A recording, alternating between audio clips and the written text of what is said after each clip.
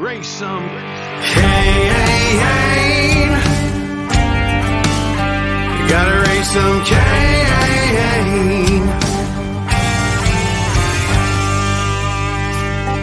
In the heartland where the faith runs strong, we've seen the shadows growing long. Watch those around us be deceived. Yeah, the fight is at our doors, no matter who we believe. Corruption, lawless day and night, we'll speak the truth into the light. We'll bring the battle, heed the call, watch the whole thing fall. We gotta raise some Cain, show the lies, break some chains and make things right. Feel the power, be the change, time is now. We gotta raise some Cain.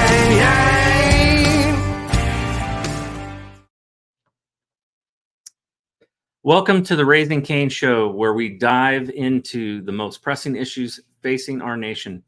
Today, we tackle the critical topic of border security amidst the ongoing migrant surge and human trafficking crisis like nothing we've ever seen. We are honored to have with us a distinguished guest who brings unparalleled expertise and firsthand experience to that discussion. Mr. Victor Avila is a retired Supervisory Special Agent with Homeland Security Investigations, HSI, under Immigration and Customs Enforcement, also known as ICE.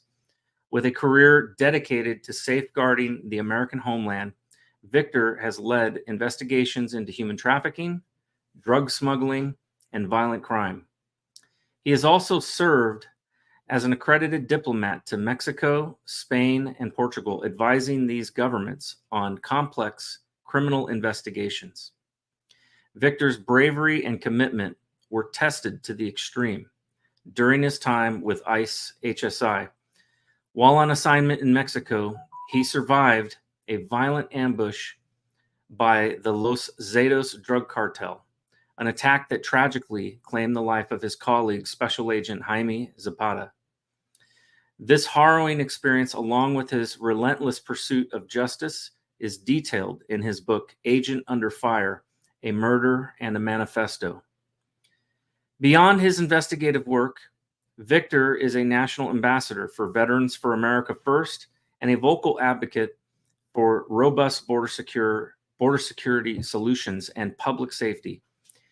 He has traveled across the United States, sharing his insights and expertise to raise awareness and drive action. Victor's expertise is matched by his remarkable achievements, including setting the world record for longest handgun shot in 2020. He currently resides in Texas with his wife, Claudia, and their two children, Sophia and Victor Emilio, remaining actively engaged in his community and civic affairs. And with that, please join us in welcoming Victor Avila to the show as we explore the urgent fight against open borders and the migrant surge and human trafficking.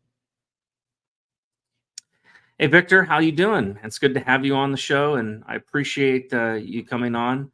I'm really looking forward to discussing a lot of these topics.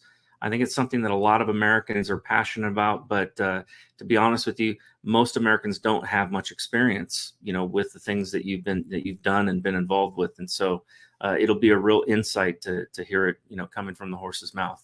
Absolutely, and great to be with you, Nate. Thank you so much for having me, and we have a lot to talk about. Definitely.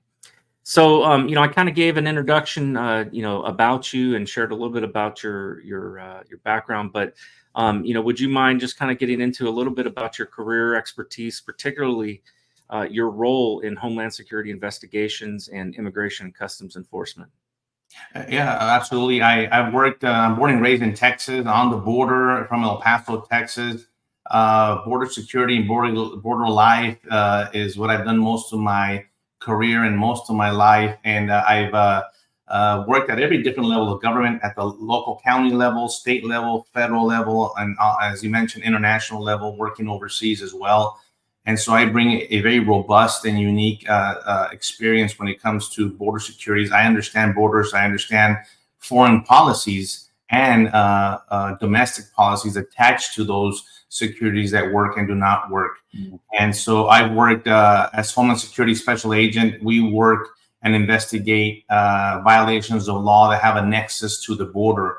So anything that touches our border, whether it's a lot of times under the name of ICE, people think it just became an immigration agency, but they forget that there's a lot of customs stuff that we deal with, and tariffs, and a lot of things that deal with on a daily basis when it comes to the border. A lot of the different types of smuggling and trafficking on goods and people, of course, and the drugs. But we also have different things like pharmaceuticals and things that you have in your house that you use every day, like toothpaste, that we want to make sure that toothpaste that you're putting in your mouth every day is actually the toothpaste that you bought, that you think it is, and not some counterfeit product. So we deal with a lot of that as well. And it goes on and on, from counterterrorism and public benefit frauds, many frauds, marriage frauds. I've worked a lot of different types of investigations, and a lot of them obviously are linked to our border. Wow, that's a lot more than what I expected. But, you know, that makes sense, especially like, you know, I think about the counterfeit goods. You know, there's a lot of folks, of course, you know, during COVID and everything else, you know, they wanted to get, you know, ivermectin and things like that. And I've often wondered, you know, how do we really know what we're getting if you go down to Mexico and you walk into a Mexican pharmacy and whatnot. But I'm glad you actually, by you mentioning that, has been a big issue in Mexico, by you actually going into a pharmacy in Mexico and getting counterfeit pills that contain fentanyl, and you think you're safe because you're getting it from a pharmacy, and you're not. And you mentioned COVID really quick. There was a big case by HSI, a seizure of millions of masks. Remember those things they made us wear? Right. Well, they were counterfeit, and so not only were they were bad, they were worse. They made you sicker. So those are the type of things that Homeland Security is looking out for you. Wow, that's good to know. You know, your personal story is quite a story, and I don't want to belittle it at all. And so I want to have you back to get into a real in-depth, you know, discussion about your story and what happened in your survival of the Los Zetas gang cartel ambush. But can you tell us, you know, just in a brief synopsis of a little bit about your personal story, including you know, your survival of Los Zetas drug cartel, the impact of your colleague, Special Agent Jaime Zapata's death, and what insights that somebody, you know, that you can share from your book. We're going to put a link to your book, Under Fire: A Murder and a Manifesto, in the show notes, and so folks, I would really encourage you to check out this book. But just to give you a little taste of what's in it, if you wouldn't mind sharing a little bit about that. Absolutely, the book will really go into a lot of detail. And also you'll get an incredible briefing, believe it or not, on the border, and a lot of stuff that is going on today. You will get a good understanding of what's going on. But I went through this horrific event and ambush on February 15, 2011, while I served in Mexico. Agent Zapata was there as well, and we got assigned to this dubious assignment to travel on the highway that we weren't supposed to at that time.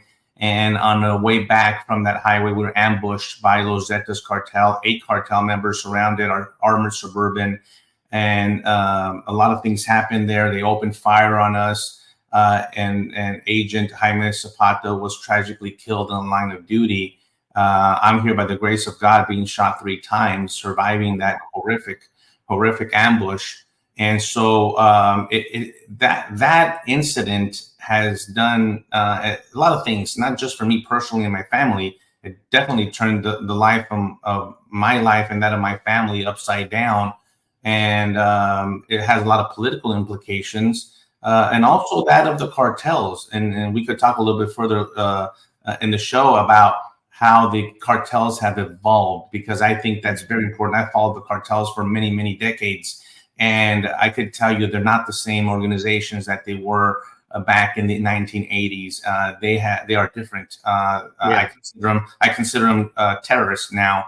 And so that incident in February in 2011 really was a marking point that shifted and where we are today. And I'll explain further when we talk a lot about the cartels.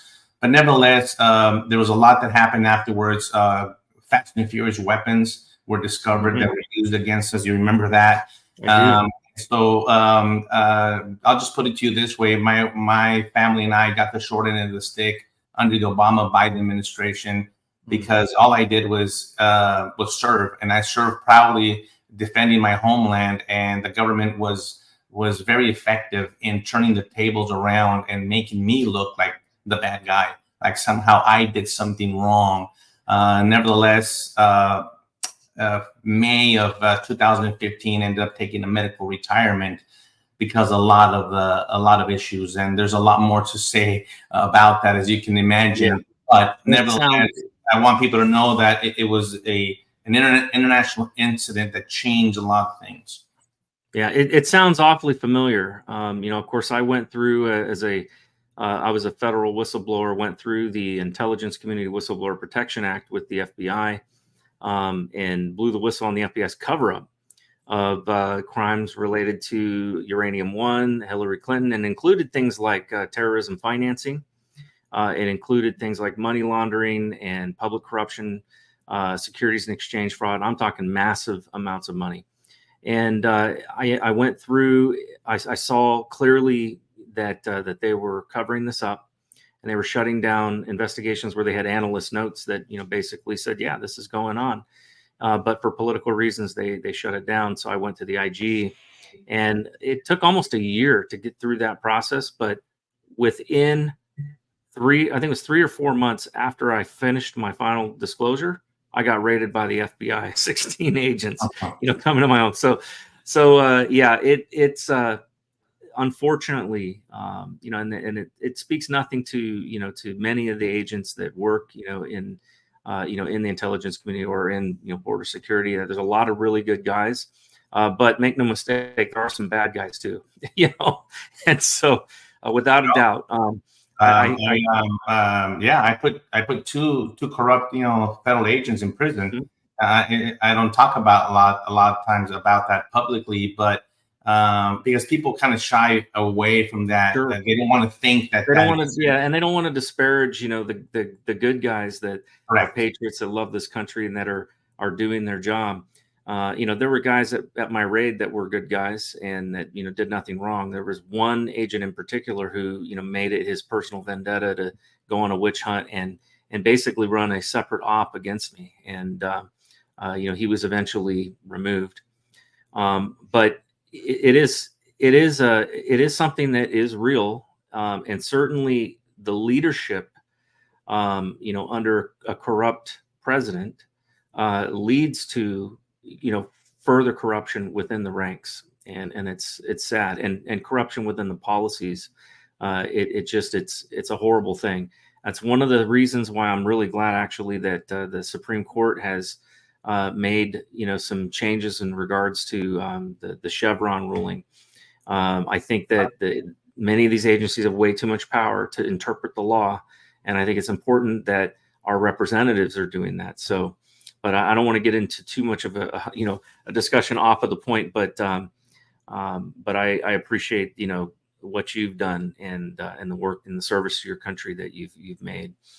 Let's talk about the current state of border security right now. I mean, everybody knows right now it sucks. It's horrible what's going on. But I'm very more specifically, what are the main factors that you think are driving the current increase in migrants? And how does that compare to previous surges that had occurred?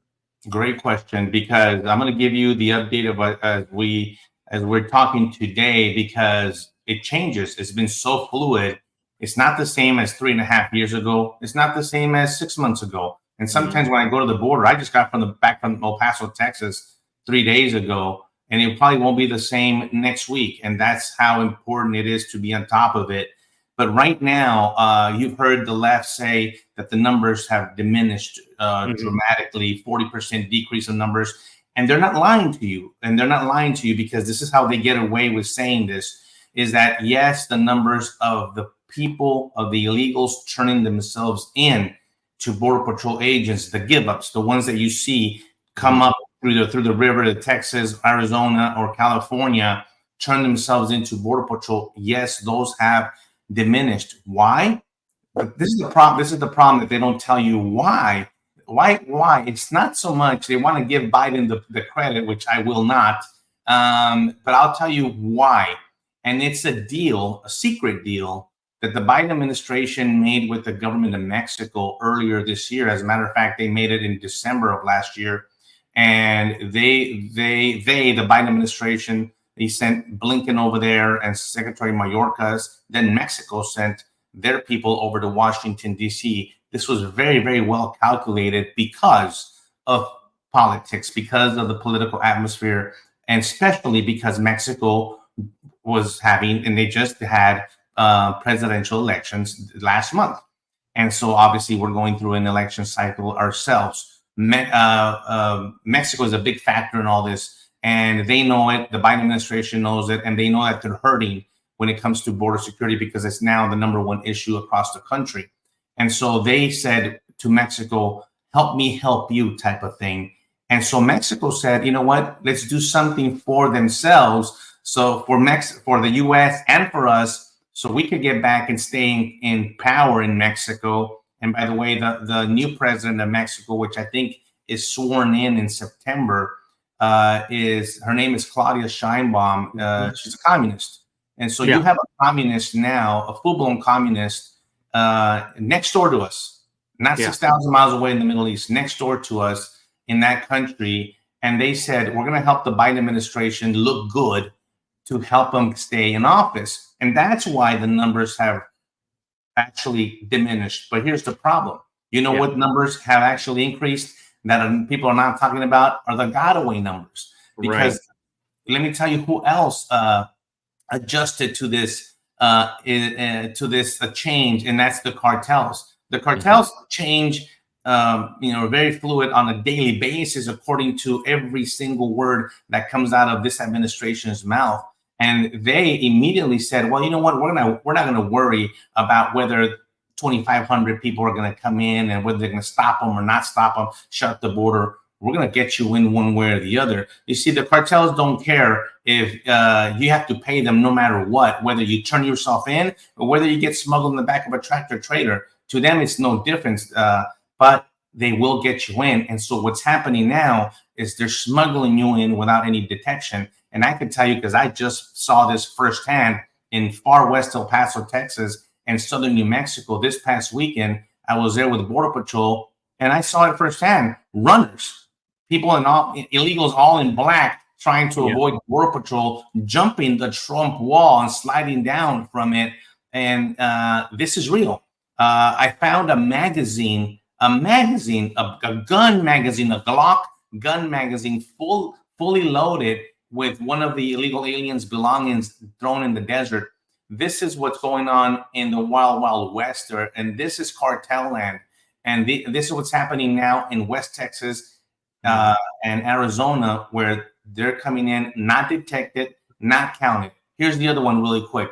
CBP One app is this one app that's invented by this administration to allow illegal aliens to come in country, not counted as illegals, treated as illegally entering through a port of entry, and then another category of illegals flying in directly from their country into ours. Jeez. All of this is 100% unconstitutional, 100% illegal, yet as frustrating as it is, and you might hear it from my voice, I'm sitting here almost sometimes helpless, not being able to do anything about it, watching it happen. And I've seen it happen for the last 3.5 years. And it's very, very disheartening because I am seeing the destruction of our country, one neighborhood at a time. And I've been saying it this is not new to me. I've been working in immigration, illegal immigration and cartels and all that for many, many years.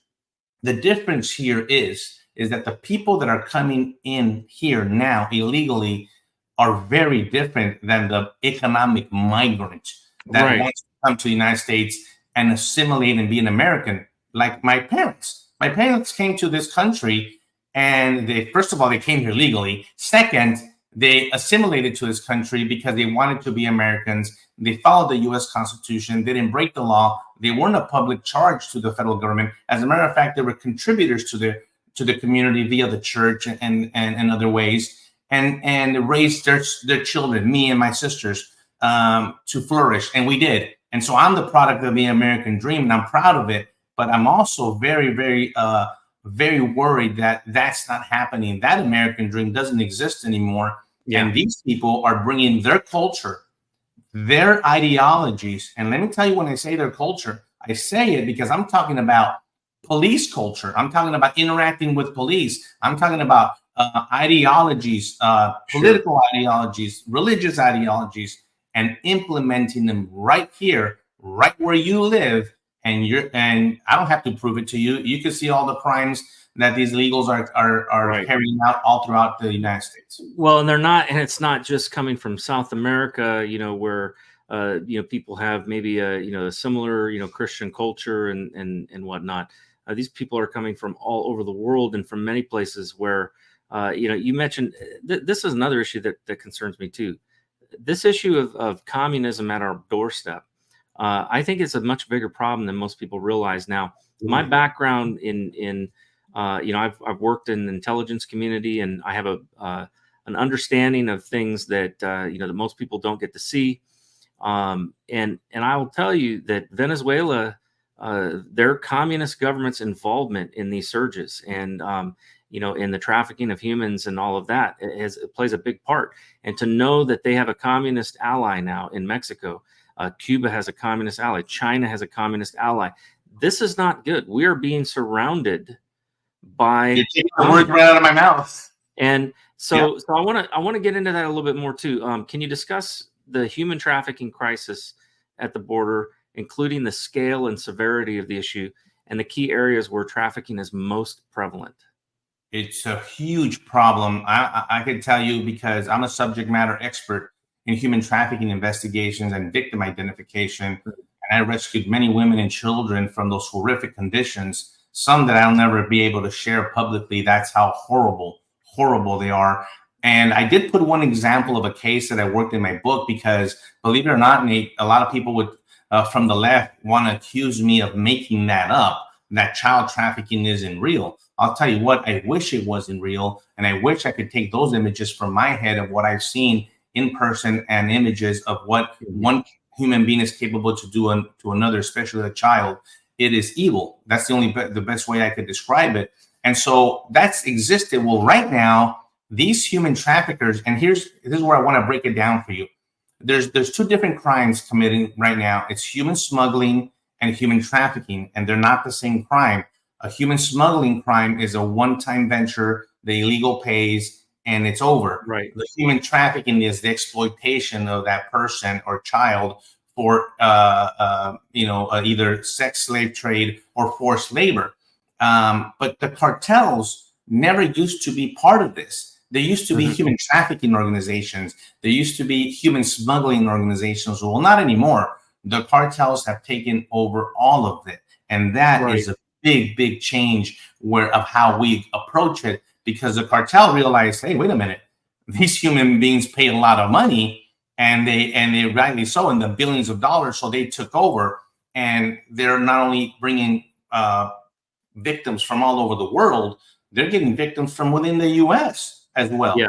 And victimizing them here and exploiting them there. And well, so when the cartel can operate, with impunity within our own borders, as we've seen, there were videos of these guys crossing the border at night, and they were armed to the teeth, man. And they're operating inside the U.S. With inside our borders. It's no surprise that they're going to look at opportunities to make money here in the United States outside of drugs, and like they talk about in I'm trying to remember the name of the movie, but I'm sure you know the one I'm talking about, where that was recently released that had talking about the cartel, or talking about the human trafficking. Sound of Freedom. Yes, Sound of Freedom. Thank you. There's that scene in there where he talks about that they sell drugs and and it's a one-time transaction, but they sell a child for for sex, it becomes multiple transactions over and over and over again.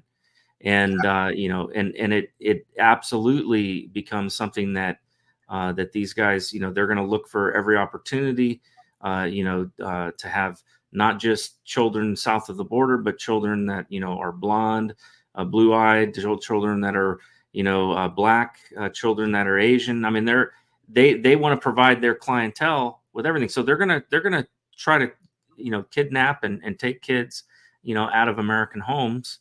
They're going to go after, of course, runaways and kids that they can easily get their hands on. But it's a huge human tragedy that has been made completely possible by the current administration. In fact, I see the Biden administration essentially as the biggest aider and abetter of human trafficking in world history. So You're not wrong. They're the number one aider and abettors. Joe Biden is probably the number one human trafficker in the world, because it's because of his policies that all these other organizations are able to do what they do. And here's an alarming statistic. There's been almost 400,000 unaccompanied children allowed into this country by Joe Biden.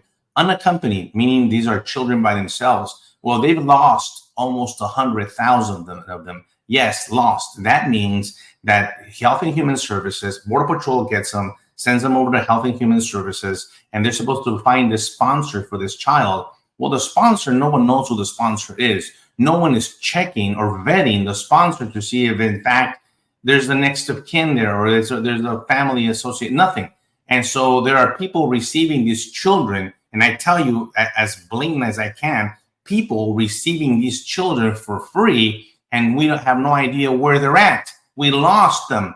We don't have the address. We don't have the location. We don't have anything to follow up. And yet, you remember when they accused President Biden, President Trump back then? It was, I think, the kids in cages and all this. Right, yeah. Which all those pictures happened during the Obama administration. But, yes, right? But that was, a few thousand. Now you're at almost a 500,000 children, and no one blinks an eye. The same thing with the fentanyl. They've had they're averaging 100,000 deaths a year, right? Over 100,000 deaths a year of fentanyl, opioid poisonings, and deaths. Yeah, and they're doing things more than any other war. Yeah. And no one blinks an eye, and no one's doing anything about it. Well, there's an interesting thing too that's happened, an interesting transition, I guess you could say. As you were talking about how the cartels they're constantly changing, their tactics, their methods, the things that they're doing.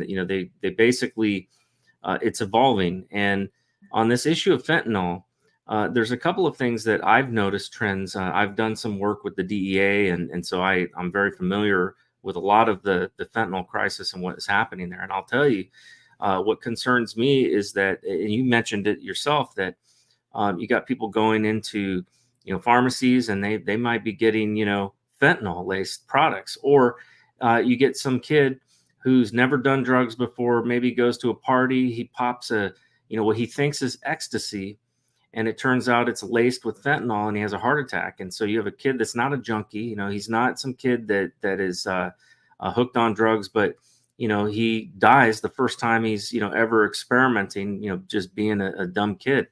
And we're seeing these kinds of trends. There was we had an issue where we saw that the cartel was producing fentanyl tablets that were kind of rainbow colored, and that looked like they looked just like the Sweet Tarts candy. Oh yeah. Now there's only one reason for doing that sort of thing, and that's because you want to kill children. So I really do see it as this is a war on America. It's a war on our on our citizens. How do you make a big deal, out of 20,000 people that get sick with COVID, but you're not going to make a big deal about the real killer that is coming from south of the border, and ultimately the precursor chemicals that are being provided directly to the cartels from China. So this is a war. It's an asymmetric war, but nonetheless, it is a war. And they've decided to wage war on our civilian population. If you recall, back in the 80s, the crack epidemic cost 10,000 lives. And remember that, how big that got and how concerning that was? And that was 10,000 lives. We are at hundreds of thousands of lives lost. And I tell you, I've met many of these families. As a matter of fact, I'll be in Washington, D.C. in a couple of weeks talking on behalf and supporting the families. They're called Lost Voices of Fentanyl. Of thousands of individuals will be right across the White House, in between the White House and the monument, speaking there to bring the awareness to them to act, because you're absolutely right. How could you not? I mean, we have things to compare it to, and if you just do the comparison you just did, which I do all the time, it makes no sense. So just because the death is not with a bullet and it's not with a bomb, to me, death is death. And it's a silent killer that I think, as a matter of fact, is even worse, because they're getting at us even with larger numbers. But the key here is the bigger picture when you talk about border security, and that's China. You mentioned the countries that I was going to mention: China, Venezuela, Cuba, Iran. Well, guess what? They're friends of Mexico. They're friends of Mexico. They're in Mexico. I can tell you, they've been in Mexico for a long time. I used to interview these what we call special interest aliens when I worked there, and I was the first time I went in there, like, what in the world are these people doing here? People from Bangladesh and Syria and Yemen and Somalia, and like, what the heck are they doing there? I imagine that country to possibly do some harm. Well, there was I remember.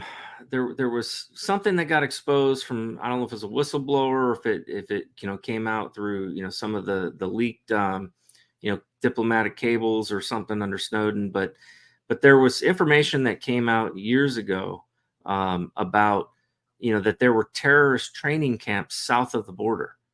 I mean, literally our enemies south of the border in training camps that were being protected by the cartels. Now, I imagine, the things probably haven't gotten better. So, no, it's insane. The level of corruption, the level of disinterest, that everybody wants to make a big deal about, the media will go to great lengths to cover, Donald Trump's, trial about him paying off a porn star or something, but they don't seem to give a crap about the people who are dying in this country over fentanyl and its illicit trafficking of it in our country and in every state. In fact, West Virginia is where I live. We have the highest per capita rate of people dying from fentanyl.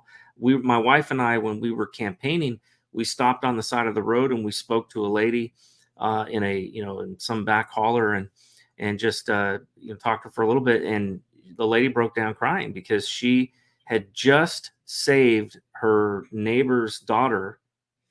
She happened to have Narcan, and she was able to save her neighbor's daughter who had overdosed on fentanyl just 2 nights before that. And it's such an epidemic here. And and on that note, like, there's certain things that we will see in states like West Virginia, right? The effects of how the drugs have affected us. You got other places like Maryland where they just had a murder of a young woman by 2 illegal aliens. So you've got other places where there's been murders all across the country, but there's another impact that affects the border states that we don't see necessarily unless we're down there and actually see it firsthand. And that's how it impacts the economy and the strain on social services and public resources and its effect on the local job markets and wages and all those types of things. I remember, was it Cesar Chavez, back in the day, he was accused of going down to the border with union workers, and they would whip the illegals that were swimming across the Rio Grande, and send them back because they didn't want them affecting the wages. And I remember talking to my brother years ago who's he lives in California, and he's a union member. He's a electrician. And I was talking to him about it. I was like, yeah, these guys, I repeated the same old line you always hear people repeat. Oh, they're not taking jobs anybody wants. And he says, oh, bullcrap.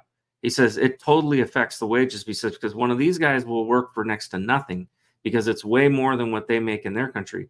And it's driving down the wages for us guys that, went and got certified and got bonded and all of that.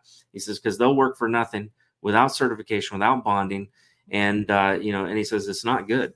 And when I he really opened my eyes to that. So tell me a little bit about the economic impact, particularly in states like Texas, where you live, and and other places that are surrounding border towns. I remember seeing pictures of El Paso, just the airport filled with homeless people. Oh yeah, they're still they're there, but they're hiding them now. By the way, thank you for bringing the economic impact, because a lot of people are not talking about this. I know the crime is the obvious one. Yes, the healthcare system is probably one of the biggest one. But if you think about it, it's the healthcare system that they're not paying these bills. But who's stuck paying it? You and I are. Right. That's right. And good luck. Good luck if you need to go to emergency room. And I grew up in Southern California, and they passed a law a long time ago that said that you couldn't refuse service to anyone, whether or not they had insurance. And so you had people that were illegals that were basically going to emergency room for common cold and stuff like that. And I remember one time waiting with a major, I think it was appendicitis or something like that. Man, I waited for hours. And then when they finally got me in there, they rushed me into surgery because I could have died. And it was because of all the the illegals that were in there, for things that were not emergencies. It's happening every single day in El Paso, Texas, in McAllen, in Eagle Pass. They're overwhelmed let's talk about the ERs real fast, because a lot of the illegals, by the way, now that I just got back from El Paso, there are a lot of them that jump this wall and break their neck, break their back, break their whatever. And some die, some don't. Well, the ones that don't die need medical attention. Again, you and I are going to pay for it. And it does two things. It's the economic impact, but it also takes the Border Patrol with them to what they call a hospital watch to oversee the illegal alien. Then you have the other illegal alien that comes out and fakes that they have some type of illness, so they could go to a hospital instead of going to the facility. So all this type of manipulation is happening with the healthcare system. And let me tell you, it's no longer just at the border states. It is happening in New York. It is happening in Chicago. It is happening in Denver. Denver Health was at $130 million deficit in Denver. Why? Because of the illegal aliens that they were treating for free. And you know what Denver said? Because they're a big sanctuary city. Instead of saying, secure the border and let's shut it down, no, they're asking the federal government for reimbursement of that money, because the left always thinks that if you throw more money in it, it goes away. Which they will eventually just tax all of us at the federal level for. Correct. So we got the healthcare system. We've got the school system. Oh, goodness. Woo, man. That's a very, very good one. I have a personal testimony about, again, like I said, I lived in California for my first 18 years, but my wife and I, we moved back there for a period of time. And I think about 4 years we were living there when our children were in elementary school. And the school, California has the largest budget, I think, of all of the states in terms of their education, yet they are ranked like down at the bottom. And I can tell you part of the reason is because they're spending a large portion of their budget on English as a second language for the children of illegals. It's that simple. Right. And in fact, it was so bad that the dubious part of it was that you had Mexico actually running radio commercials for they were running radio commercials in English. So this is the only reason I know, on our radio in California, basically saying that if your children didn't have Spanish textbooks, they could get Spanish textbooks from the government of Mexico. They would send them to them. So they're aiding and abetting this problem, and it's crazy. Well, it causes, Nate, eventually something's got to give, right? Yeah. The school systems, the healthcare system, the criminal justice system. I talked to a lot of sheriffs and police chiefs around the country. And guess what? They don't have more police officers. They don't have more resources. They don't have a bigger budget. It's still just them. But when you incorporate not only the crime wave that we already have existing in our own country, then you add that the illegal aliens to that formula, that the ones that do commit crimes. Well, guess what? They tell me, Victor, something's got to give. We are at a point where we got to pick and choose where to go. And then who suffers? Well, people suffer and public safety suffers. And eventually, when you go to the border, the bigger picture is the national security of this country suffers. And I think that's where we're at. And I think you understand that very clearly. And that's one of my biggest things, is that public safety and national security is where I think if we don't have that, forget everything else. Because if we're not safe in our country, if we're not safe in our own neighborhood, then everything else kind of goes out the window. And by the way, that happens to be the responsibility of every government of every level, from your local government, parish to the federal government, is to keep us safe. That's the first and really priority. And when that is ignored, as a matter of fact, not only at the federal level, but a lot of it at the state level and local level from a lot of these sanctuary cities and blue cities, well, then you see what we're seeing now. And to me, it's no surprise. People are now all of a sudden like, oh my God, these horrific crimes are happening. What did you expect? What did you expect was going to happen when you have approved of this? And then when I say you, I'm not being accusatory here. I'm just being real in the fact that sometimes people are not involved. And I know you want to talk about that. Well, you all of a sudden now care because now it hit your street, because maybe it's a family member. God forbid it's you or someone that you know or your family member that became a victim at the hands of one of these people. Well, guess what? It's too late at that point. You should have done something before that happens. So my role here is to try to do something before that happens. And it's very frustrating as it continues to happen, trying to slow it down and make these jurisdictions, these cities, these towns across the country aware of what was coming a long time ago. Believe me, I didn't start saying it yesterday. I've been saying it for a long time. And unfortunately, it's been coming true because we saw it. I'm not the only expert that saw this coming, but we saw it coming. Like, what did you expect if you empty the Venezuelan prisons and you let them in? What did you think was going to happen here? Well, there's going to be a lot of Venezuelans committing crimes in the United States. The same thing with Ecuadorians, the same thing with Hondurans. By the way, the same thing with Mauritanians from Africa and Somalians and Chinese. And all of a sudden, we're not talking Mexicans and Central Americans anymore. We're talking about special interest aliens, of people that all of a sudden might have a very different interest in our country and why they're coming in. And that's the scary part. Well, you mentioned something too, that another economic impact that I was talking to a sheriff, and he was talking about part of the problems that we have with our prisons. The sheriffs, of course, they run the prisons and or they man them, I should say, and they, Yep. And they have, I think it was a recent report by the federal, I just pulled this up, by the Federal Bureau of Prisons, reported that as of recent reports, 20 to 25% of federal inmates, that's federal, are non-citizens. I'll tell you real quick, I can attest to that 100% because I'm from El Paso, Texas, and I worked in El Paso, Texas. And I always said this, I think maybe 80% of the jail in El Paso County Jail. Yeah, they can't even give a number. Yeah, they can't give a number on states because it varies state to state significantly. Like obviously, Texas and New Mexico and Arizona and California are going to have much higher numbers. But I would assume that they are extremely high. And so when you think about that, right, that doesn't just affect the mouths and the beds, right? People that are in prison. That means that somebody that maybe is a violent offender that needs to be behind bars, but maybe he's just been convicted of maybe he's not been convicted of murder. Maybe he's just convicted of beating somebody up. That means that they're going to put that guy out on an ankle bracelet because they don't got room in the jail for him. It means that rapists might get bail, or they might get home incarceration versus being in the prison because they don't have the beds for them.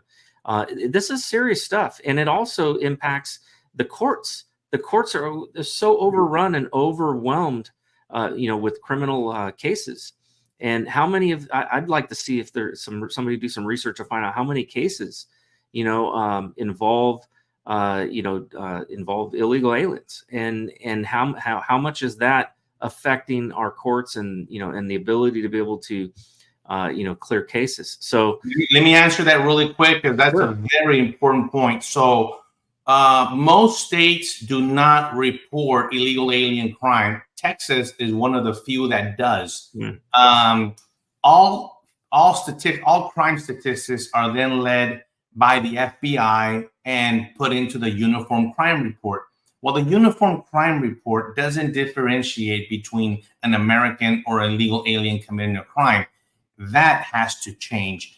Another thing that has to change is if these local jurisdictions do not report this, and they're not reporting, a lot of the times they're hiding this information. Why? Because they don't want people to know that there are illegal aliens committing crimes against U.S. citizens in their community. So they hide that statistic. They won't even bring it out. Nobody will know. And so that needs to be known, because I think awareness obviously is the key here to know. And if you have statistics, and if the Uniform Crime Report was actually accurate, we would actually then be able to then allot the resources that the money goes to from the federal government to these jurisdictions the way it's supposed to. But because these jurisdictions, as a matter of fact, you'll hear the left right now say, well, the crime statistics actually show that crime is down in the United States.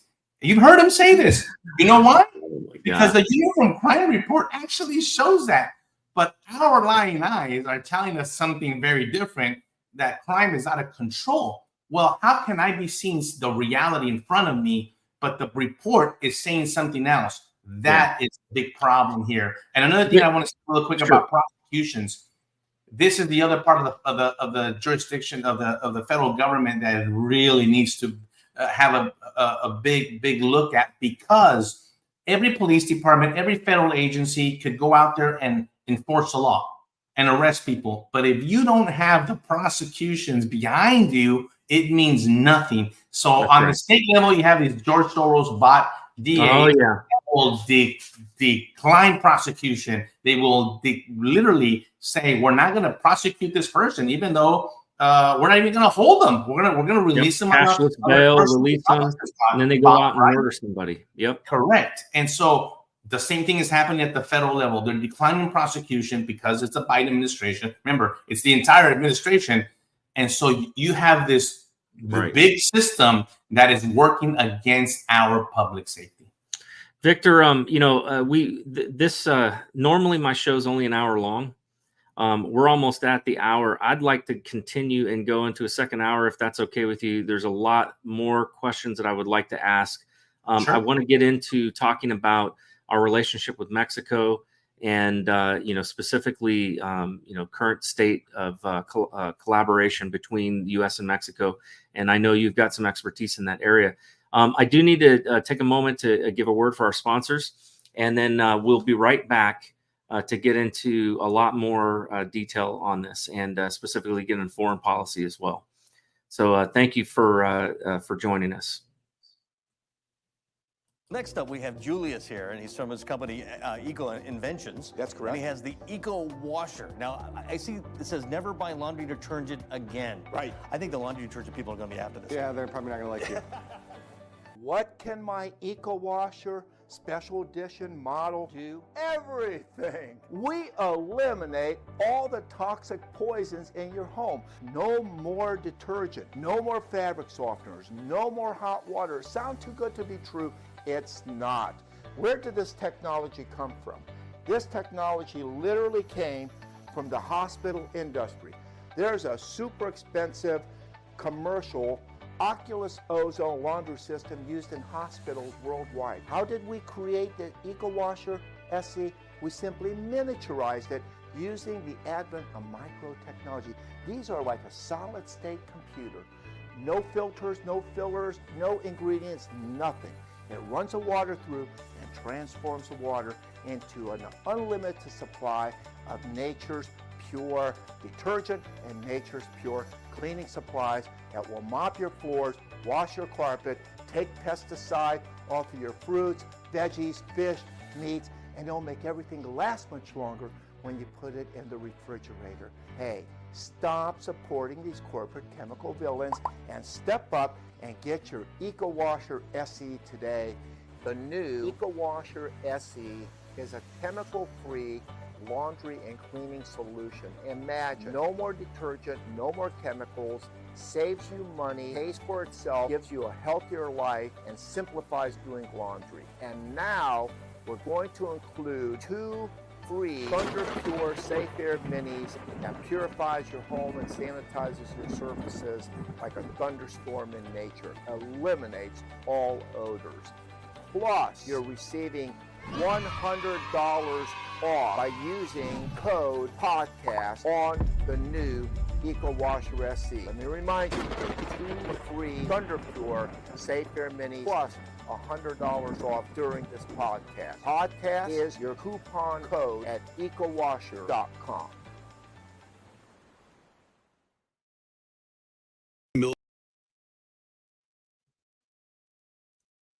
Military use when they need unlimited power during critical missions. Civilians like you can now get their hands on the exact same technology within 24 hours for pennies on the dollar. Folks, as a former infantry soldier, I can tell you this is the best and cheapest way to get reliable, unlimited energy. And no, I'm not talking about regular generators or the expensive solar panels. You don't have to be an electrician to do it. There's no maintenance needed. It doesn't take up a lot of space. And the best part, you won't need to rely on the power grid anymore. Click below now and hit play. Born in the coastal plains of South Texas, Smoking Gun Coffee is founded by combat veterans that know exactly what a cup of coffee needs to taste like. Run by father and son, each coffee bean is perfected, roasted at 500 degrees, and cooled with a Gulf Coast breeze. Smoking Gun Coffee hand makes and bags each ounce of coffee for maximum customer satisfaction. With every purchase, 10% goes back to organizations that help veterans and local communities. That's Texas made, one bag at a time. To find out more, go to www.smokingguncoffee.com. And we're back, and a big thank you to our sponsors for the show. They help us keep this show going. You can look in the show notes and find the coupon codes to use. Please do take a look at these products. And, don't forget also to like and subscribe to the show. So, Victor, in this second hour, I want to get into some other things here. One of the things that I want to talk about is Mexico's role in border security. That is one area where I don't feel like too many people talk about. And, you're in a unique position to have some knowledge about, how the U.S. works with Mexico or doesn't work. And so my question is what is the current state of collaboration between the U.S. and Mexican authorities on border security, and what areas need improvement? The current state of between the U.S. and Mexico when it comes to border security is non-existent. As a matter of fact, the outgoing president, AMLO of Mexico, twice tried to get rid of the DEA agents assigned in Mexico by refusing to renew their visas, not only their visas to work in Mexico, but their visas to reside in Mexico. Just when I went as a diplomat, I not only get a black diplomatic passport, but I get permission from the government of Mexico with a visa to reside in Mexico and a visa to work in their country. And so because of a lot of other issues and cases that the DEA had brought, effective cases, by the way, Mexico at one point, as a matter of fact, one is recent as a couple of months ago, tried to not renew their visas, the DEA agents housed and living in Mexico. So it's not good. The relationship, when I was there from 2008 to 2011, it was a very good relationship. It was very open. It was the government of Mexico allowed us to do a lot of things hand in hand. We were there on a multifaceted mission, not only working the narcotics cases, the human trafficking, and everything else in between, but also we were there as trainers. We were training the Mexican federal government on how to conduct criminal investigations, basic criminal investigations, like do not interview two people in the same room at the same time, stuff like that, you know? And so, but right now I could tell you that relationship is not well. It's not well, and it has to change. Now, it was quite a bit different under the Trump administration. I remember, Trump was able to get Mexico to enforce shutting their southern border, and which prevented a flood of illegals coming from all these other countries. Because I can't remember if it's Ecuador or one of these countries that's down there. There's basically no visa requirement, so you got people that come in and then they travel through the through the jungles basically to make their way to Mexico and make their way up. That's Nicaragua. Nicaragua, thank you. Nicaragua just recently changed their visa requirements to allow all these Chinese nationals and all the other people, the nationalities that we're talking about, come through their country, flying to Nicaragua, from Nicaragua, then into Mexico, into the U.S. But you're right. So comparing this to what Trump did, and I want to kind of take you back a few years, because if you remember, that's when those caravans started coming over, hundreds of people.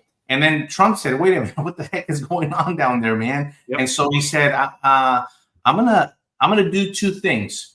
I'm gonna hold Mexico accountable by, one, I'm gonna be imposing tariffs, a 25% tariff on everything that comes in through that Mexican border. That got their attention really quick. That was not gonna happen. Mexico was not gonna allow that to happen because they don't like anything that touches their pocketbook, as corrupt as they are. Second, he said, I'm going to designate the cartels as foreign terrorist organizations. Boy, they really didn't want that to happen. My colleagues and I were cheering on and hoping that it would happen because I've been advocating for that designation to happen for a long time. Nevertheless, it worked. And Mexico did exactly that. They said, okay, hold on. We are going to do our part. And they started securing their border. They put their own National Guard down there. And all of a sudden, the flow of people, trickled down to a few people. And it worked. Well, things have changed now. There's different presidents. There's a new one, the female here, Claudia Sheinbaum, where not only does President Trump need to do that, you have to now go above and beyond that. And that no longer works. Yes, designate the cartels as foreign terrorist organizations, but now you have to go further. And I'm talking about embargoes. I'm talking about sanctions. I agree. And it sounds horrible, right? People and not just on Mexico, but also blah, blah, blah. Listen, we need to protect our country and we need to protect our sovereignty. And I'm the first one to tell you, there'll be sacrifices made in this country because stuff that's in my house and probably in yours came through a truck in the southern border. And there's billions of dollars that legitimately come through that border. But here's the problem, Nate, is that right now you have to grab people's attention because I'm a believer that we can have a regular and legal trade and have a secure border at the same time. You can do both. And for some reason, they think that if we do one, you can't have the other. Oh, we're going to shut it down. People think we're going to shut the government down. And I'll be very honest with you. I don't like that term. It's not a real term when you say shut the border down, because they're not really going to shut the border down. People work and come through that border every single day. That's right. For very different reasons, business reasons, personal reasons, whatever. You can't shut the border down. What you can do is limit what comes through that border and who comes through that port of entry. And trade is a very, very impactful tool that Trump seemed to understand and use quite well. Tariffs he used, to get, to basically get fairer trade for the United States. But I've looked at it like this: we should be putting embargoes on, on China for their, illicit sale of the precursor chemicals to the cartels. We should be telling China, You want to do business with the United States, stop killing our people, and start going after these companies that are selling the precursor chemicals. We should designate the cartels as terrorist organizations. And I think that we need to obviously use diplomatic means to work with the Mexican government to say, hey, look, you have terrorists within your country that are attacking our nation. So you either do something about it and we will help you and we will work with you, or we're going to enter into your sovereign territory and we're going to clean out, these nests of terrorists. I mean, why do we spend billions of dollars in the Ukraine, a war that has absolutely nothing to do with the United States? We sent millions of dollars, billions of dollars on wars in the Middle East, but we have a war right now on our southern border. And I absolutely think that we need to, if there's any area where there was a cause, a requirement for us to do something to defend ourselves, it should be there. And, by the way, I'll add something. Mexico, because Mexico, the first thing they're going to say, oh, we're a sovereign nation. We're never going to allow you. As a matter of fact, they already said that. We're not going to allow you to come in here, blah, blah, blah. But this is where we tell them, this is the reality. This is a solution for not just United States, for Mexican citizens themselves that have been killed. That's right. You're going to be protecting everybody here, by the way. Oh, by the way, that's right. When I say I'm not going to protect Republicans and conservatives. I want everyone protected. I don't want anyone to be a victim at a crime. This people don't understand is I advocate for a safe country of all, not just of one group of people. And that Mexico would benefit very, very much so in securing their country as well. Well, the problem is that many of the politicians are bought off, and probably some of them may even be in league with members of the cartel. And I would not doubt that at all. I mean, we see that, we see corruption in our own government, not necessarily with cartel, but with other kinds of cartels, the drug companies, the big tech corporations, the technocracy. So it's hard to get things done legislatively. But to me, it's a humanitarian crisis.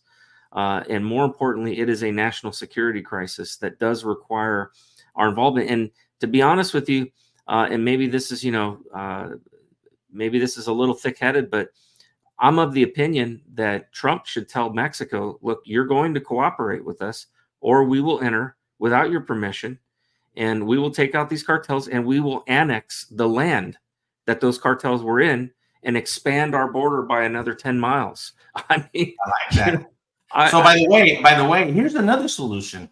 Sure. And we talk about the financial impact on that. The money, the remittances that are being sent back. And I'm just going to talk about Mexico right here. Last year, $63 billion were sent back by illegals in the United States back to Mexico. 63 billion. With a B, that means that Mexico is depending on their economy for that money. Well, guess what? That money no longer goes back.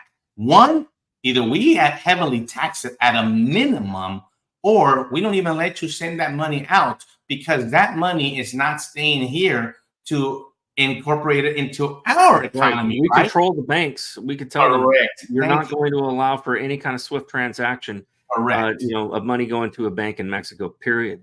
Absolutely. I think that's a great idea. That could be easily and quickly implemented. Do you think Mexico wants to lose $3 billion? They don't.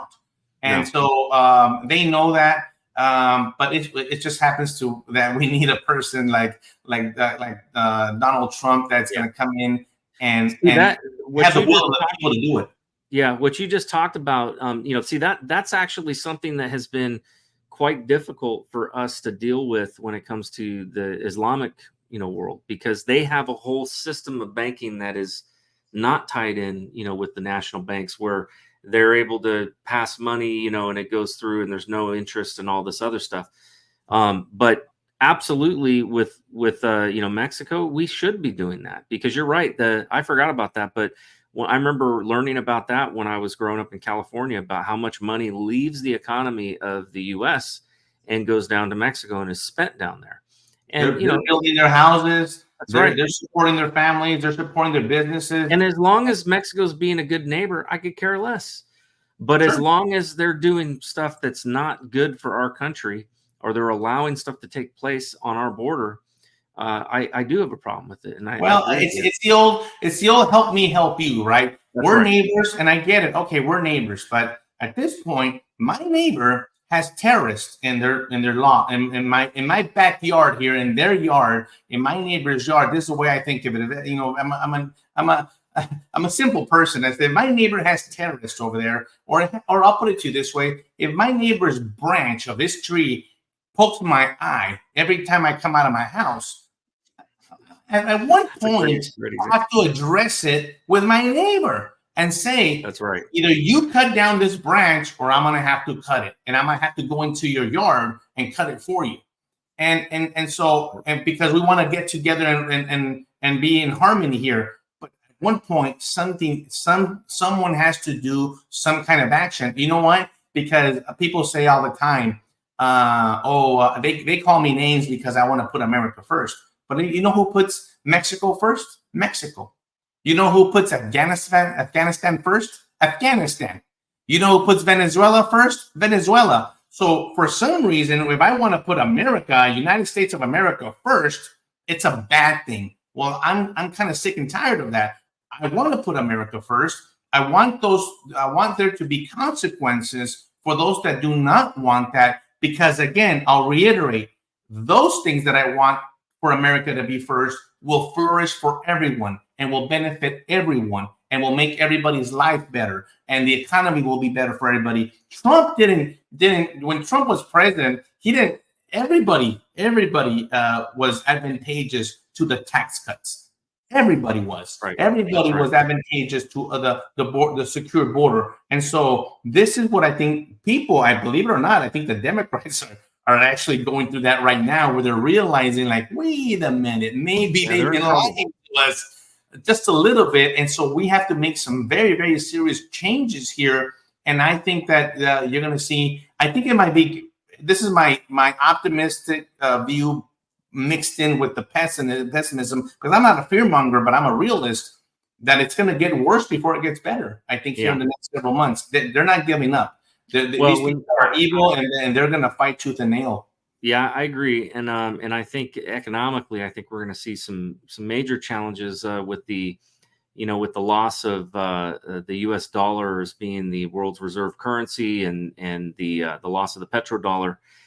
Interestingly enough, that's another area where Mexico is not being a friend of the United States. They've joined the BRIC nations. They are actively working against our economy.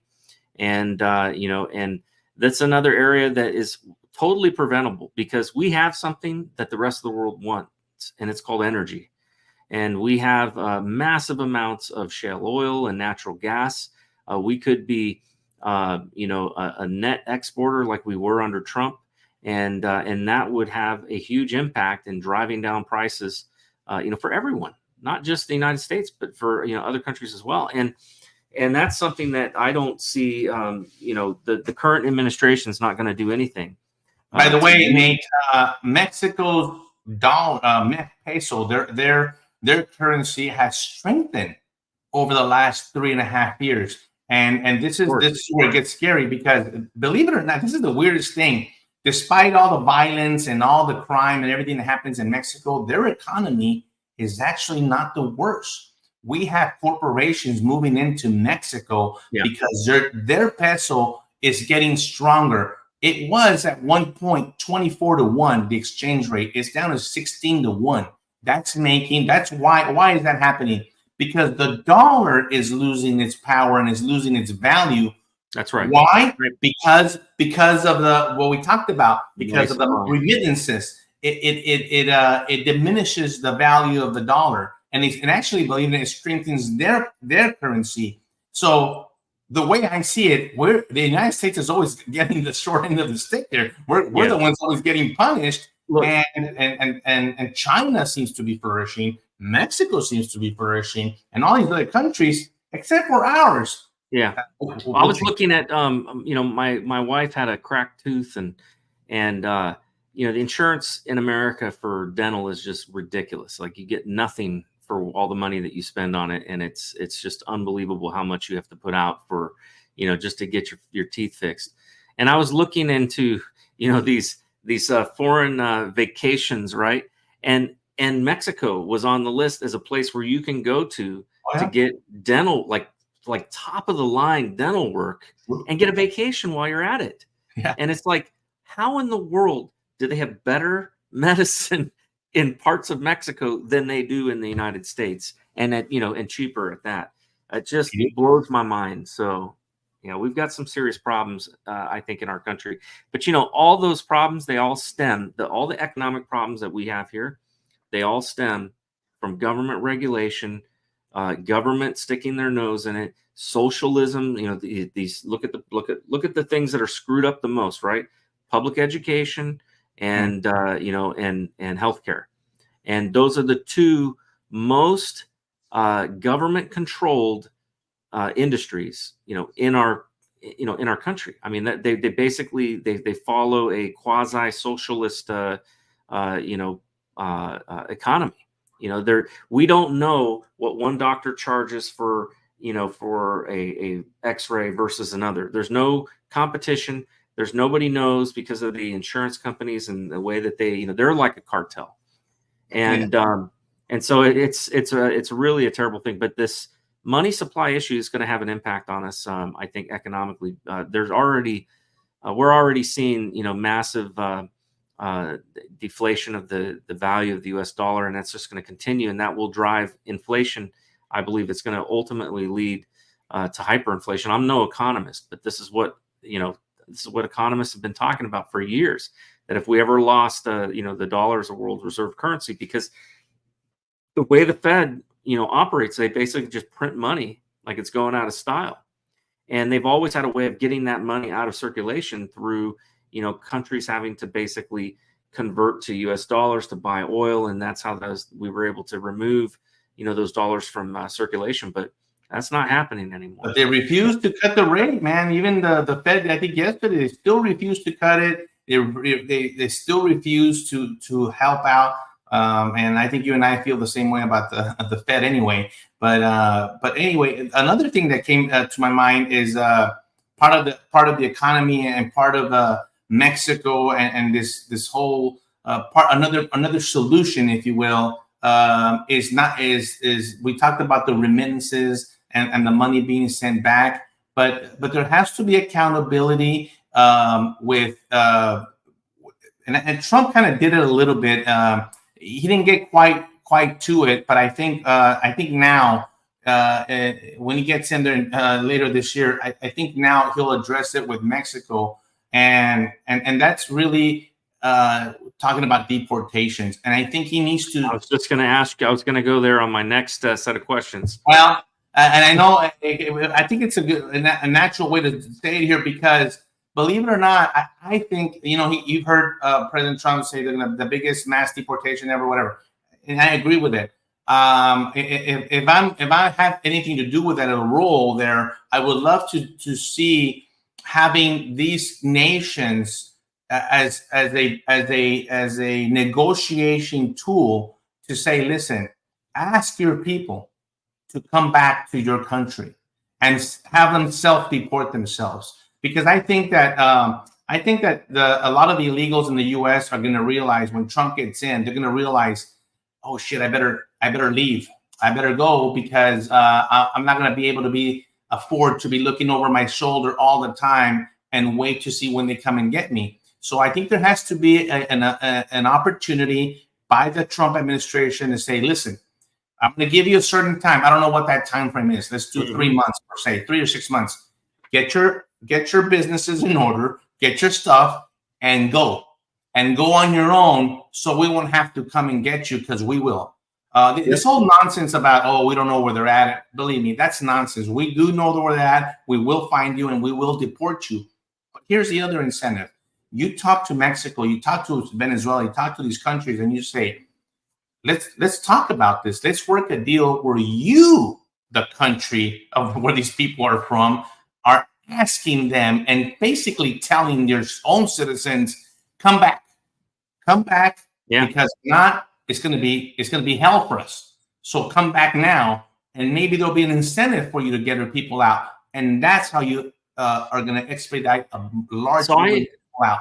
And when I was campaigning, of course, this issue comes up a lot, and I think it was probably number one issue on that and the economy, right? The border and the economy, the two most important issues to everybody I talk to. And I had thought long and hard about this, and I come from somebody who is grown up in Southern California.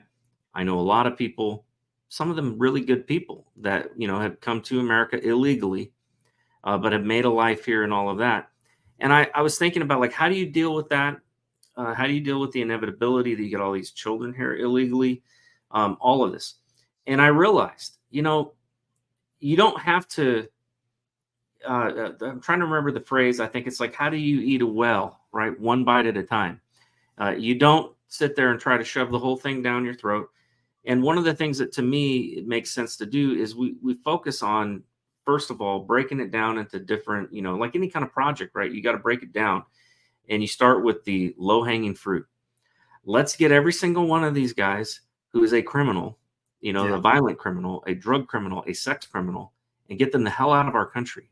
Yeah. And I think that should be priority number one, and empower the police to be able to not only, don't just empower them, by saying it's okay. No, demand. Say, if you are these people have committed crimes. Make a law that says that if you're in law enforcement and you find out that somebody is not here legally and they've been arrested, for certain violent crimes, sex crimes, drug crimes, you have a requirement to notify the federal government, to notify ICE. And if you don't, there will be consequences. That's going to be aiding and abetting, a criminal. They need to do away with these sanctuary cities and use the federal laws to their advantage for that purpose. Now, I think that you start there, you go after the low-hanging fruit, because what Democrat's going to stand up and say, no, we need to keep every rapist, every murderer, every drug dealer, there are a few out there. That's crazy. There might be, but I think that's going to be a hard sell, for most people to try to sell that that's a good idea to keep them in our country. No, start there. Then the second step of that would be to get rid of all the people that are here that are basically sapping our systems, that are using, basically your basic services and things like that. And this easiest way to deal with that and getting these people to self-deport is remove, make it a law, go to your state, go to the federal government. The federal governments pay a lot of money to the states for things like welfare and other things, hospitals you mentioned earlier and stuff like that. And the federal government says, we're not paying anymore. We will not pay for any illegals, to be on welfare, to be on, and that. So I think that's another thing that needs to happen. And you move the goalposts. The Democrats are good at this. They move the goalposts all the time. We need to do it too. Start with the guys. Oh, we don't, we're not worried about the people that are not committing crimes, that are violent crimes while they're here. We're just focused on them. Then once we've got that, issue addressed, then we move the goalposts. Say, okay, you know what?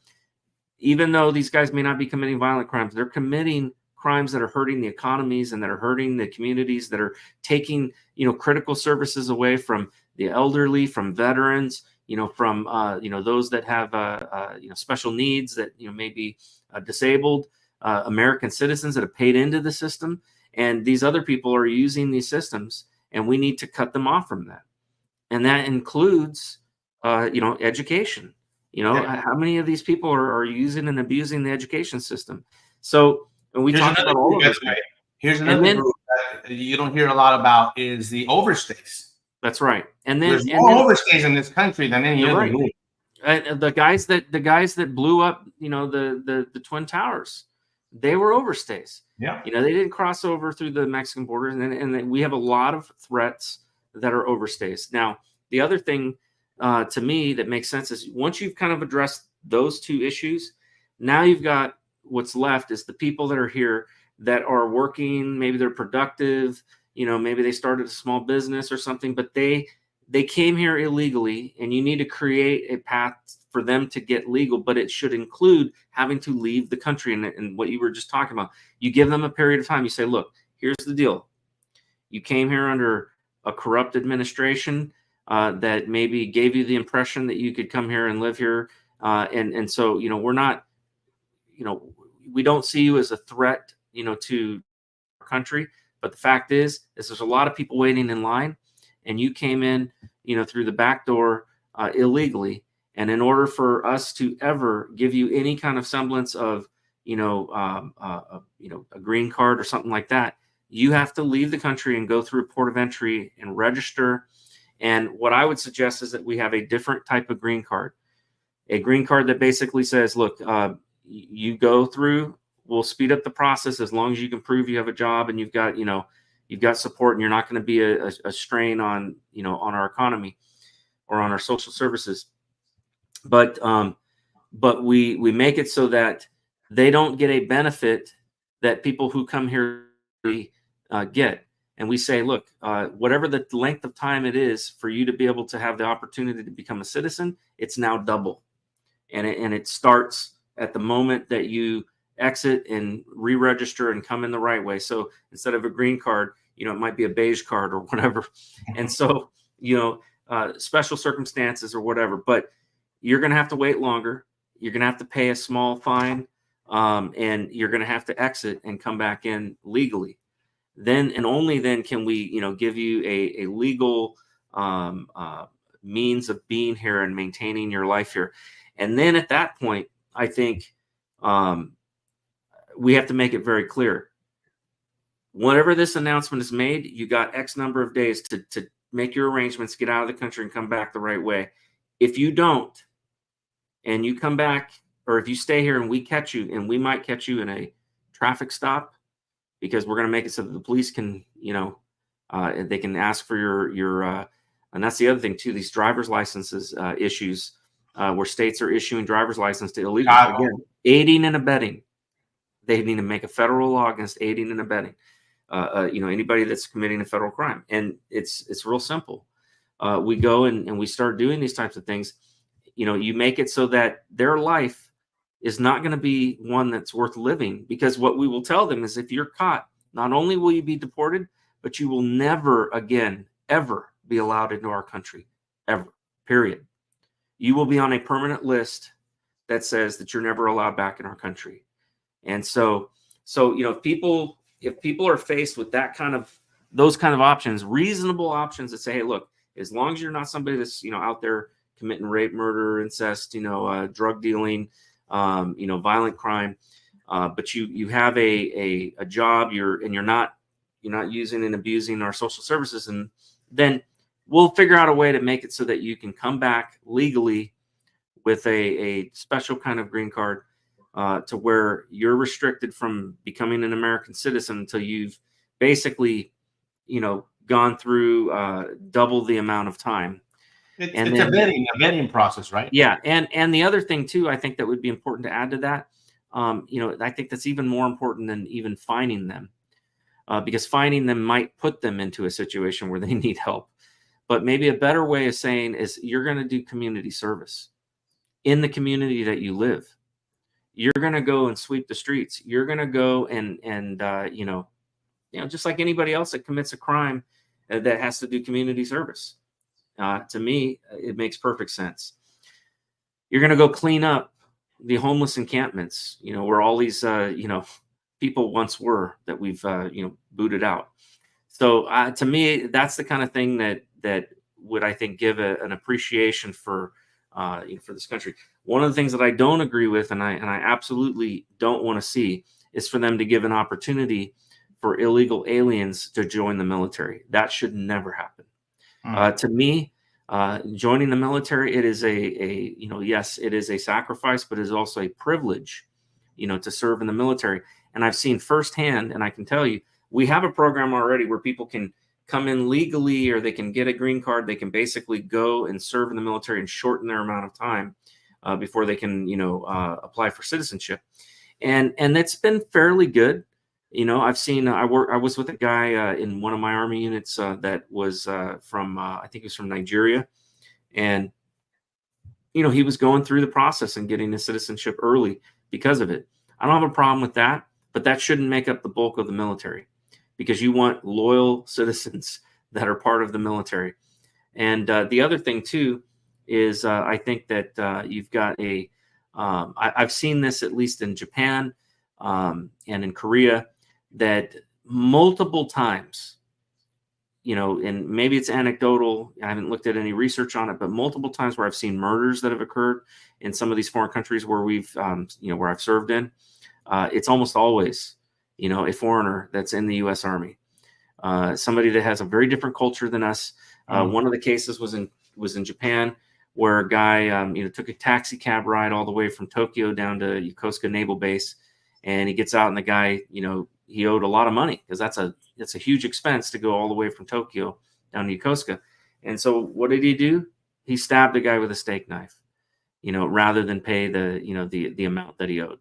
And, and there's been situations like that, and rapes and murders and things that have happened. And it seems like there's an awful lot, that like a disproportionate number of these people are not American citizens, but they're people who are serving in the U.S. military, that are coming from, war-torn countries and things like that, where things are very different.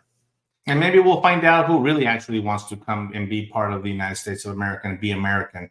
Not just want to be, taking in the fruits of our country, but also giving back. Yeah. Now, let's talk about solutions and, future steps. We've been kind of doing that right now, at least in terms of Mexico and all that. But, what effective, what is the average citizen?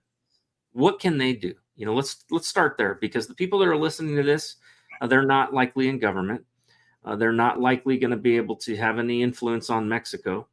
But what can they do? What kind of policies should they be advocating for, to their representatives, to their state legislatures? Because there's, that's the other thing that we forget is, we've got state legislatures that can do things too. So, give me some of your thoughts on that.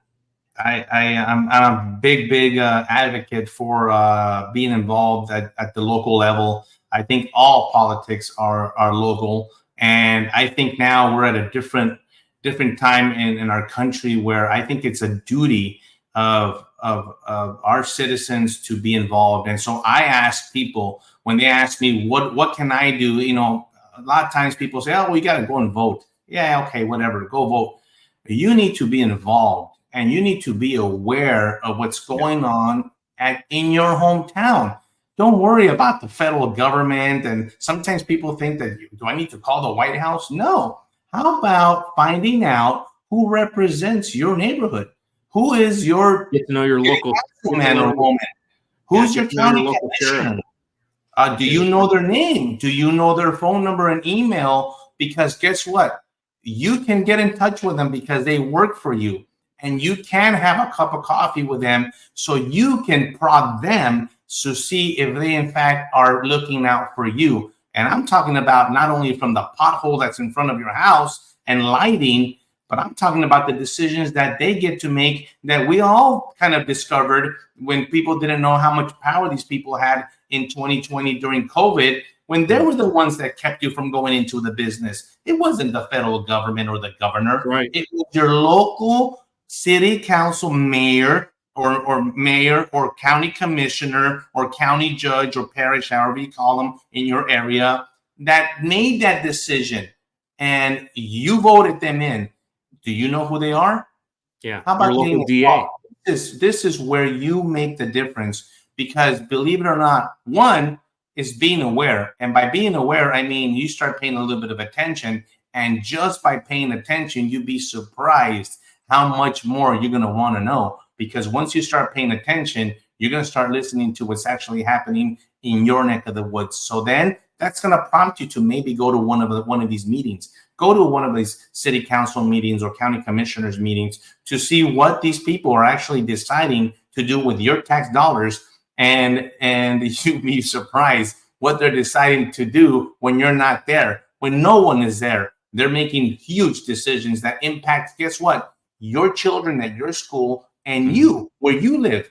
That's where I think you make the big difference, because there, then you go to your state rep and maybe your governor or whatever, but that's the trickle effect that happens here. This is how you make the difference, by getting involved. It's so rewarding. I've been involved for many years now, and it's very rewarding to even the mayor of their town, or even for them to know that who you are, for them to know that you care. And the more of us that are that involved, I know we're all busy. I know we all have bills to pay and soccer practice. I get it. But I think we have a duty as Americans to be involved in your community. And that's the way you do it. And that's how you make a difference. What advice do you have for law enforcement, specifically local law enforcement, in dealing with some of these challenges? Like I said, West Virginia, it's a slowly growing problem here. The drugs is probably the biggest problem, but we are beginning to see, some of these migrants that are moved in by the federal government. And what we've seen a lot of Somalis and stuff like that, they get put in to some of our towns, and then they leave and they go to DC and join the mafia and stuff. What advice do you have for law enforcement, and as former law enforcement yourself, and the challenges that they deal with? What are some of the things they can do? One of the big ones that comes to mind is that, and this is a tough one. This is a tough one because in the last several years, I noticed where mayors of towns and county judges of counties all of a sudden were dictating to our law enforcement officials, to our chiefs of police, and to our sheriffs. By the way, our sheriffs have a lot of power. They were dictating to them what they can and cannot enforce. For example, the riots. Oh, no, you can't arrest them. Oh, the thefts. Oh, you can't arrest them for doing that. This is where I think the local police really have to really tighten up and say, is this the type of, am I gonna follow this? And it's believe me, it's easier said than done, because I've seen it happening with Border Patrol, where they're being put in this horrible situation. They've been demoralized and they've been trapped. And a lot of people say, hey, well, you took an oath. Why don't you just disagree to do it? And no, well, they got to pay bills, and they got pensions, and they're the sole providers of the family, and all these other things happen. Yeah. So, but when it comes to law enforcement at that local level, I think that they have to be visible. I think they have to be, they cannot be in the shadows. They have to be very, very active in their communities and commingle with the community, to be part of the community and say, listen, we're just like one of you. We're just a taxpayer like you. I have to go to the grocery store and pay twice as much just like you do as well. And so I think when you get that community, remember the old community law enforcement? Yeah. Well, I think we have to go back to that, because it worked. It worked in New York when the cops walking a beat and getting to know the area and getting to know the people that that live in that community. So when the what hits the fan, they already have that understanding with the community members. They know who's on the right side, who's not, who's cooperating, who's not, who's good, who's the criminal, and a lot of things are worked out beforehand by meet with your chief of police. Why not? People think that these things are unattainable, like, oh, I can't talk to them. Yes, you can. You're the taxpayer. You pay their salary. Now, it's all with respect and with this approach that you want to be a part of the solution. You're a community member, that you're available for the police. You're available for your county commissioner. You're available to them as a member of the community to see how you can help. Yeah. On that note, I know that there are some great organizations out there that are doing some things. I think you're a part of some of those. Tell us about what you're doing now and what you're involved with, and how can folks support that and help that, and give us a little bit of insights into that. I'm going to give you to Border 911, border911.com. This is an educational type of nonprofit where this is CEO Tom Homan, the ex-director of ICE under President Trump, and other experts we're going around the country educating people exactly about this conversation that you and I had in front of people and letting them know exactly how their community is being impacted. We were in Chicago a couple of weeks ago. We'll be in DC. We're going to be in Michigan. We're going to be in a lot of places around the country. So follow us there for a lot of the events at border911.com. As for me, you could follow me and help me by going to borderpatriotpac.com. I developed this pack after my race for Congress. I figured, I didn't make it for Congress, but there's other people that can. And I want to identify these other candidates that I will personally vet, I will personally endorse. But not only that, they have to be America First candidates, and they have to be obviously pro-border security candidates.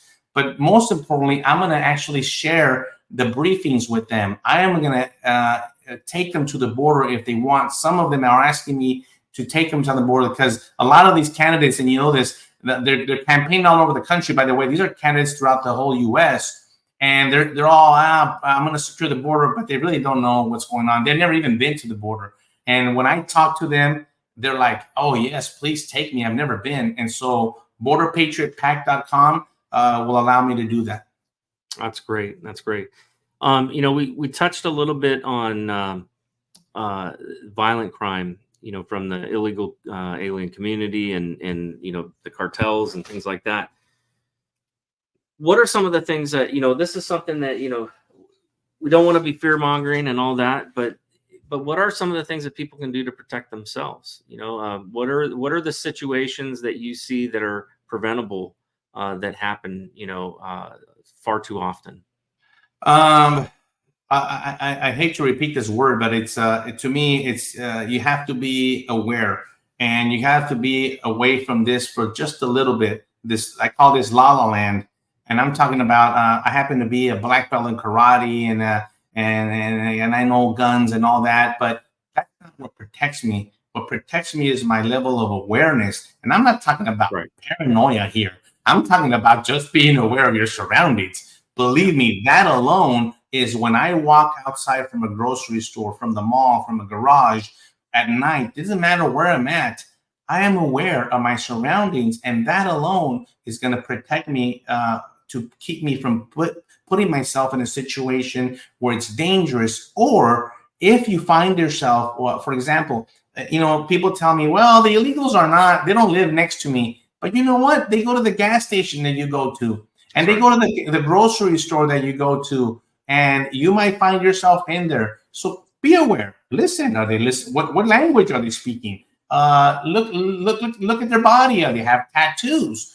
Look at their body language. Are they friendly? I'm not saying because they're illegal they're going to commit an atrocious crime. I'm just saying you're aware of where they're at. You've identified them, and it doesn't mean that I don't look at you. Oh, don't look at me. I'm pretending not to see you so you won't see me. No, it's the opposite. I see you, you see me, and I got you right here. That just protected you from being a victim.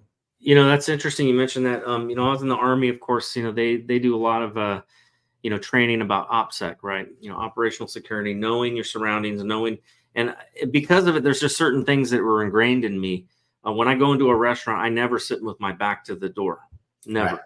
When I'm in church, I'm aware of, where the entrances are into the church. And I'll be honest, man, I carry everywhere.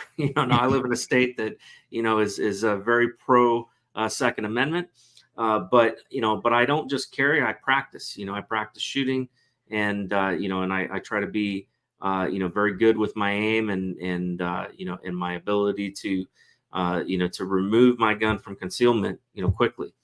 And, those are all things I think that are important. Not, guns aren't for everybody. Not everybody, has the wherewithal or the desire to carry, but, there are other things that people can carry to defend themselves.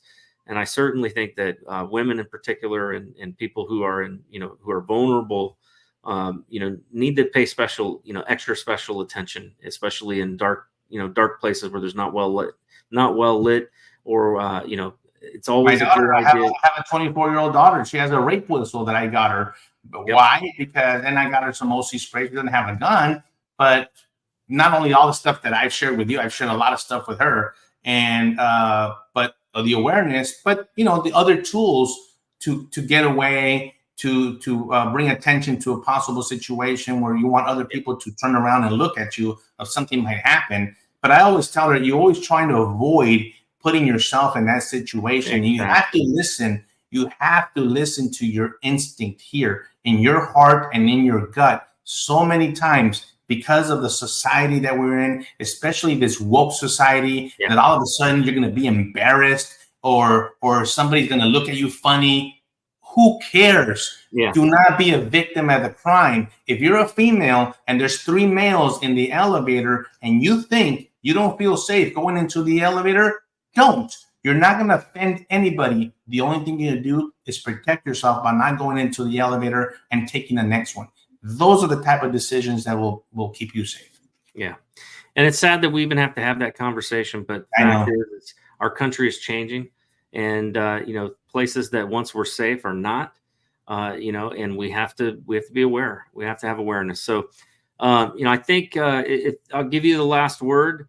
I like to give you the last word, and then after that, I like to just close us out in prayer, and we'll end the show. But man, this has been an enlightening discussion, and again, I want to have you back on to get into the details of your story, because your story is it's just unbelievable, and what you've gone through, and I think people need to hear it, and I'm sure that would be fascinated by it. But if you would go ahead and any last comments, anything that you want to share that topics we didn't cover or anything like that? No, it's been great. Thank you so much for allowing me to share what I'm very passionate about, is the protection of our sovereignty in our country. Together, we could definitely make a difference. And that's what I think people need to understand. It's not just one person here, one person there. It's a collective measure and a collective effort here. And thank you for allowing me to give my opinion and my decisions about what I want to do. I want to, like I told you earlier, I want to be in the middle of this decision making and solution, because I think I'm optimistic. I've gone through a lot, and because of that, I know that there is a solution, and I know that we have the ability to make this better. A lot of time, it's a lot of doom and gloom that we talked about, right? But nevertheless, I do see the light at the end of the tunnel, and I know that we will be in a better place. And yes, it has to do with God. It has to do with family. It has to do with country. And I look forward to coming back with you and sharing my story. Awesome. All right. Well, I'm going to pray, and then we'll exit out with the intro that we had coming in. So, Heavenly Father, Lord, I thank you for Victor, and I just pray your blessing over him and his family, and over his state of Texas, Lord, and as well as mine in West Virginia and our great country. Lord, we thank you for all of those that have served this country, that are protecting this country, that are doing the hard work, Lord, to keep us safe. We pray that you would keep them safe. And Lord, we pray that you would help us to restore our nation and restore those values, Lord, that have made this nation great. I pray that you would make this nation great again. Lord, we pray for godly leadership, and for those that will do the job well, to protect and secure our borders and restore our sovereignty as a nation. We ask all this in Jesus' name. Amen. Amen. Raise some cane. You gotta raise some cane.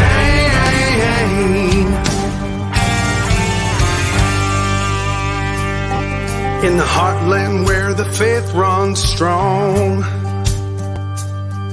we've seen the shadows growing long.